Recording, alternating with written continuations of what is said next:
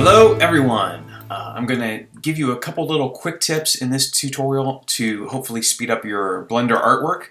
Let's just scrub through the frames of this animation here. It's something I'm doing for a computer science course about computer viruses. So you see a little computer virus jumps out of the screen, and then he jumps over. He sucks in the personal confidential information, and then sucks in a configuration file, and then he looks satisfied with himself. So that's the first shot of this little tutorial video I did. Little animation I did.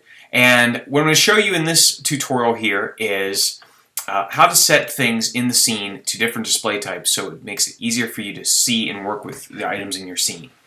So at this point, the one good thing is I've gone under the Armature tab, I've turned X-ray on so that way I can see the bones of this character even behind different things. But it's still hard to see where he's at and everything. So let's select this laptop screen and go to the Object tab, and under Display, change the drop-down type to Wire. Now I can see through there wherever I'm at, and that way I can always see where my character is at and stuff like that. So I can, if I had a bunch of buildings, for example, in my way, or props or something like that, you could set them to Wire or something, and you'll be able to see through there to see your characters clearly. Also, for example, these pieces of information here, I can choose bounds, and I'll just turn them into boxes.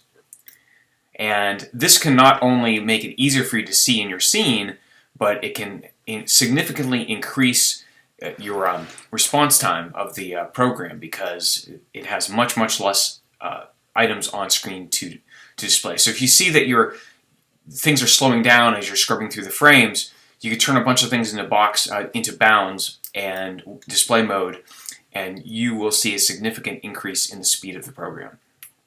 The one problem is, as we're working with this, is that the laptop screen is still easy to select by accident and move by accident. So let me show you a new little window here. Under the drop-down, it's called the Outliner. Okay, and the Outliner gives you kind of an overview of all the things in your scene. So you can open up, for example, here you can see the animation data of different things. You can see the types of materials that are attached to certain things. If it looks different, if it looks like this, sometimes it defaults to data blocks. Just go ahead and select current scene. Okay, you could select all the scenes. You can create extra scenes under the scene dropdown, which I'll get to in a later tutorial. But for right now, all we want to do in here is make it so that this laptop top is not selectable. So let's go. That is a parent of the MacBook. So let's go ahead and select the MacBook and open up its hierarchy. And there's the top right there. So we select that. And then you can turn off the visibility completely. You can turn off the selectability, and you can turn off the ability for it to render in the scene.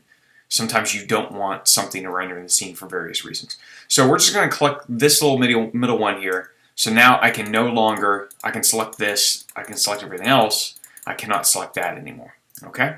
So now it's unselectable. That means that I'll be able to animate everything in the scene without fear of accidentally animating that as well.